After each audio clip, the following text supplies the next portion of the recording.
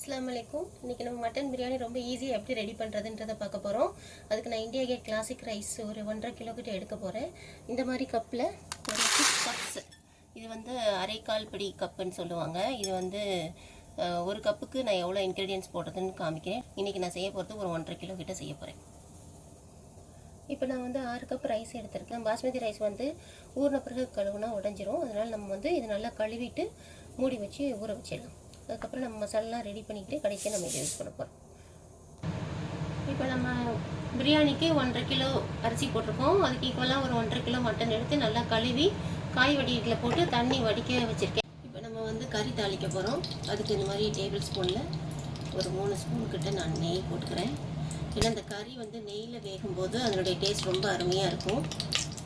3 to 4 table spoon இஞ்சி பூண்டு paste போட்டிருக்கேன். இப்போ 2 டீஸ்பூன் நான் வந்து சில்லி பவுடர் சேர்க்குறேன்.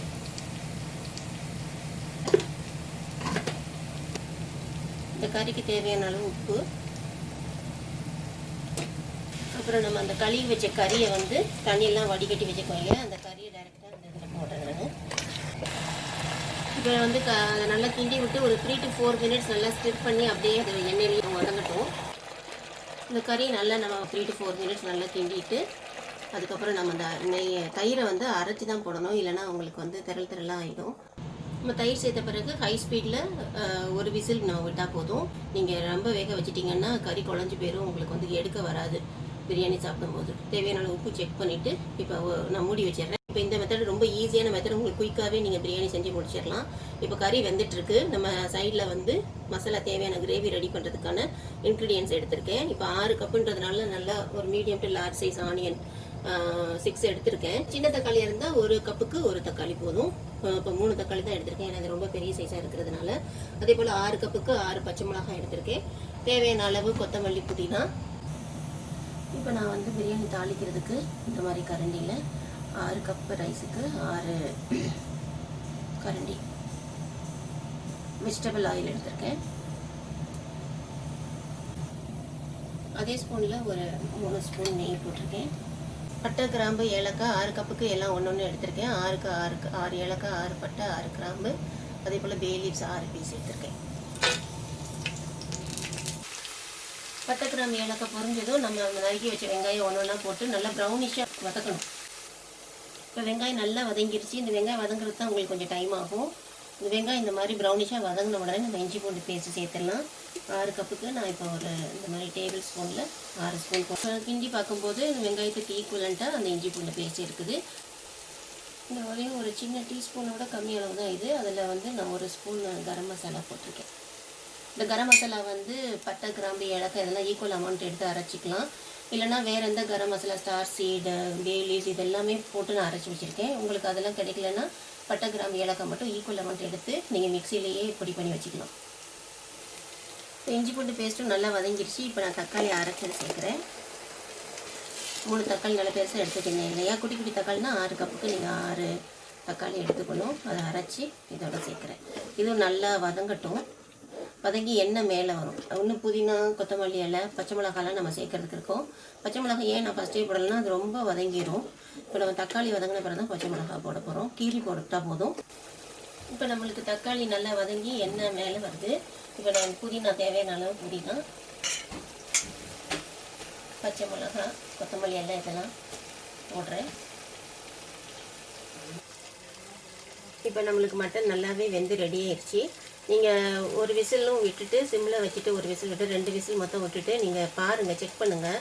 வேகலைன்னா நீங்கள் இன்னொரு விசில் கூட ஹை ஸ்பீடில் வச்சு விட்டுக்கலாம். இப்போ எனக்கு நல்லாவே டெண்டர் ஆகிடுச்சு. பார்த்திங்கன்னா தண்ணி இவ்வளோ இருக்குது எனக்கு, ஏன்னா நம்ம தயிரும் இதிலே சேர்த்ததுனால தண்ணி இவ்வளோ இருக்குது.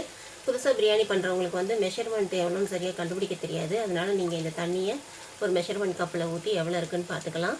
நம்மளுக்கு 1 கப்பு ரைஸுக்கு 1.5 கப் தண்ணி ஊற்றணும். அதுதான் கரெக்ட் மெஷர்மெண்ட். இதை நீங்கள் அளந்து ஒரு கப்பில் சில்வர் கப்பில் ஊற்றி அளந்து பார்த்துட்டு அதுக்கேற்ற மாதிரி மிச்சம் பாக்கி தண்ணி தேவைப்பட்டால் நீங்கள் எக்ஸ்ட்ரா ஊற்றிக்கலாம். இப்போ நான் வந்து அந்த கிரேவியில் இந்த மட்டனை சேர்க்குறேன்.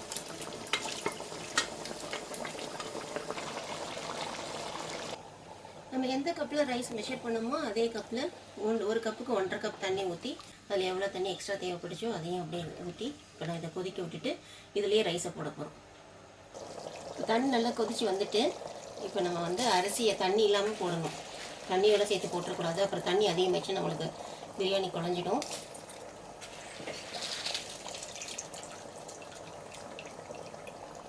நம்ம ரைஸை போட்டுட்டு கிண்டி பார்க்க போகிறோம்.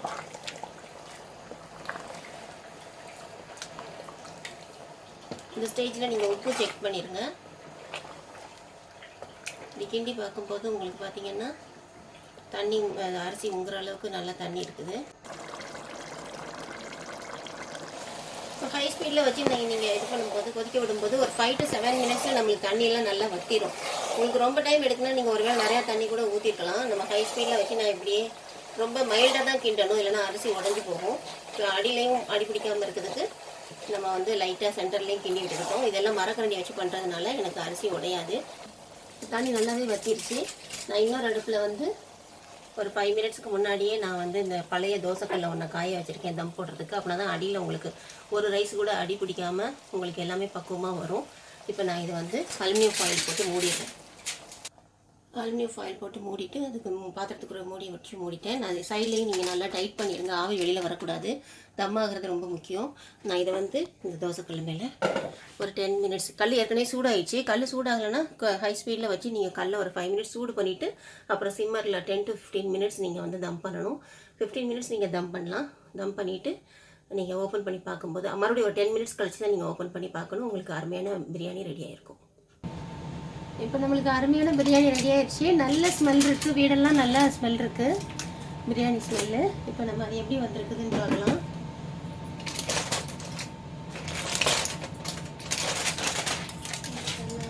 நம்மளுக்கு இந்த மாதிரி பிரியாணி ரெடி ஆயிடுச்சு. இப்போ நம்ம வந்து கீழேருந்து பார்க்குறோம், எங்கேயுமே நம்மளுக்கு வந்து அடி பிடிக்கல பாருங்கள்.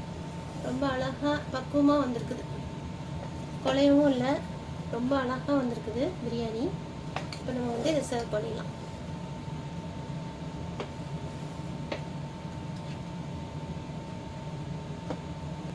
அருமையான எம்மி பிரியாணி நமக்கு ரெடி ஆயிடுச்சு. பிரியாணி ரெடி ஆயிடுச்சு. நீங்கள் ட்ரை பண்ணி பார்த்துட்டு நீங்கள் வந்து கமெண்ட்ஸை சொல்லுங்கள். இன்கேஸ் உங்களுக்கு வந்து 50%க்கு மேலே ரைஸ் வெந்துட்ட மாதிரி தெரிஞ்சிச்சுன்னா நீங்கள் தம் போடுற டைமை குறைச்சிடலாம். சிலருக்கு வந்து தண்ணி அதிகமாக இருக்கும்போது நம்ம தம் பண்ணி திறக்கும்போது பார்த்திங்கன்னா மேலே கொஞ்சம் தண்ணி நிற்கிற மாதிரி தெரியும். அதை உடனே நீங்கள் ஒரு பெரிய பாத்திரத்தில் ட்ரான்ஸ்ஃபர் பண்ணிட்டீங்கன்னா உங்களுக்கு குழஞ்சே தெரியாது. அந்த மாதிரி நீங்கள் மேனேஜ் பண்ணிக்கலாம். நீங்கள் ட்ரை பண்ணி பார்த்துட்டு உங்களுடைய கமெண்ட்ஸை சொல்லுங்கள். Thank you very much.